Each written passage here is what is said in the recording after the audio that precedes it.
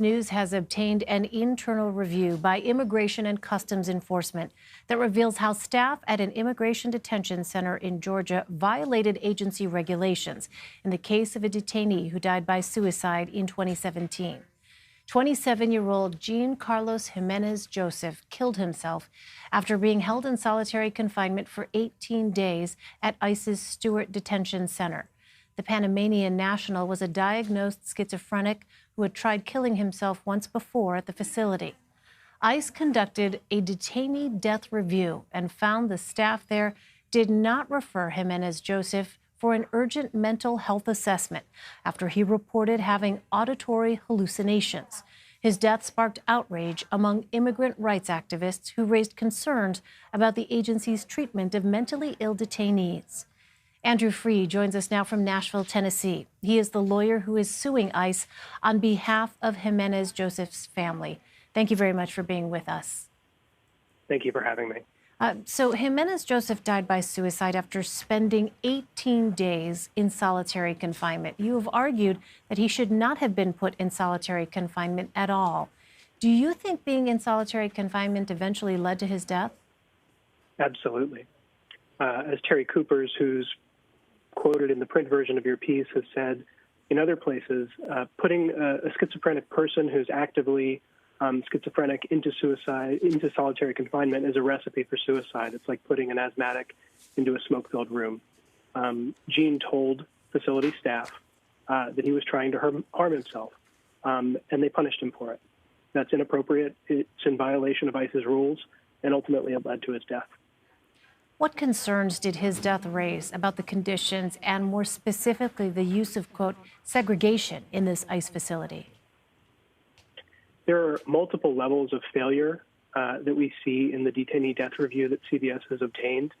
There's failure at the contractor level. That's Core Civic, which is one of the nation's largest private prison corporations. And this particular facility is a Core Civic facility that's the most deadly facility in the country. There have been 4 deaths there since this administration took power. There have been failures at the ICE supervision level. ICE supervisors in Atlanta were notified by Gene himself that he thought he needed more medication and that he was not getting the treatment that he required. They failed to follow any of the mandatory policies that are required for dealing with people with serious mental health issues. And more broadly, there's been a failure in accountability. I noticed in ICE's statement today that ICE's spokesperson continues to say that all people in ICE custody get adequate medical treatment. And as this report, which ICE bought and paid for, demonstrates, that is simply not true. So it's a systemic failure, and it's going to require a systemic solution. You are suing ICE on behalf of Jimenez-Joseph's family. What is the family looking for or hoping for?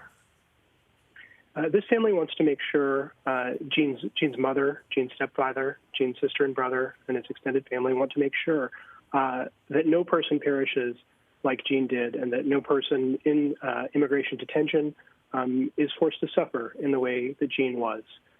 We have filed suit against ICE and the Department of Homeland Security's Office for Civil Rights and Civil Liberties and the Office of Inspector General to try and obtain just these records. And for over a year, ICE refused to give us what it gave to CBS. So we are very happy to see this report. Separately, we have sued 2 individuals who are named and 10 individuals who are not, who work for ICE, because we believe that their treatment of Gene violates his constitutional rights and violates the Alien Tort Statute, which prevents, among other things, government officials from torturing people who were born abroad here in the United States. And finally, we've notified ICE that we will be suing the United States of America for the negligence of medical treatment professionals and other people who worked for the agency. What stood out to you most in this report? The complete and utter absence of a strategic and thoughtful response from the agency.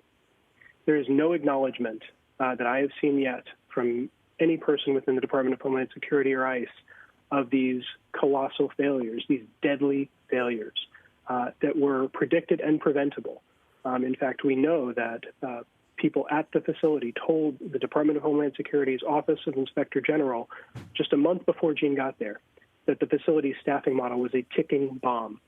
We know that the Department of Homeland Security's Office of Inspector General concluded that the staffing ratios and the medical ratios at that facility posed an immediate risk to the health and safety of people, and yet there has been no coordinated response from the people who are responsible for the care and safety of detained immigrants at Stewart. Right. ICE concluded its policies had been violated at the facility. You say those issues have not been proactively addressed. So you mentioned staffing. Is that what needs to be done first and foremost in your view? In my view, every person responsible for Jean's death and subsequently, 16 months later, Efrain Romero de la Rosa, who also took his own life, also in solitary, also after having prior suicide attempts and also suffering from schizophrenia, everyone responsible for those tragedies needs to go. It is long past time for accountability on that score. And then what needs to happen in its place is a fundamental rethinking of whom we're detaining, under what circumstances, and whether we are going to commit the resources that are required to making sure that those people are safe and treated humanely. Andrew Free. Andrew, thank you very much for your perspective. Thank you.